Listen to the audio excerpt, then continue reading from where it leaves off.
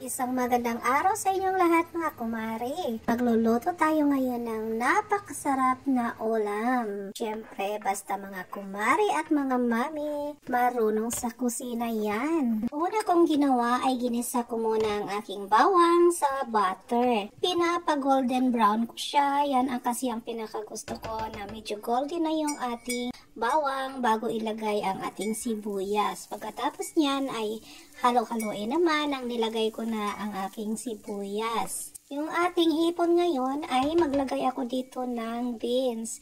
Kinisa ko lang siya dyan saglit ng ilang minutes lang. Pagkatapos ay nilagyan ko na siya ng aking oyster soy sauce, 1 teaspoon. And syempre, meron din ako ditong nilagay na half teaspoon soy sauce, black pepper, and basilicum. Yan lang ang aking pantimpla sa ating hipon ngayon. Diba, napaka-simple at napaka-easy lang ang ating pagluluto ng hipon at syempre masarap yan. Pagkalipas ng ilang minuto ay dito na ilalagay ko na yung ating hipon. Dahan-dahan lang sa paghalo ha, baka malasog ang ating hipon. Ako, sayang naman kung malasog, diba? Dapat lang haluin ng may pagmamahal ang ating pagluluto.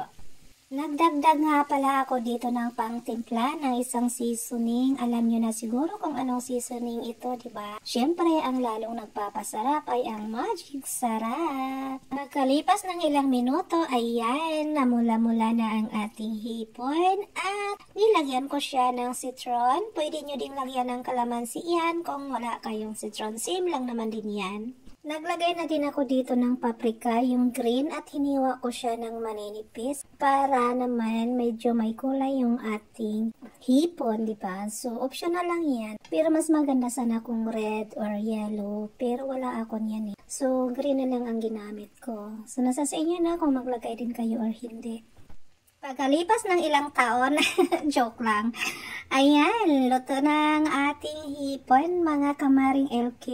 So, kakain na tayo ngayon at ihanda na natin yung ating rice. Wapak sa sarap meat rice. Thank you for watching. Bye-bye. Ingat po tayong lahat. See you next video.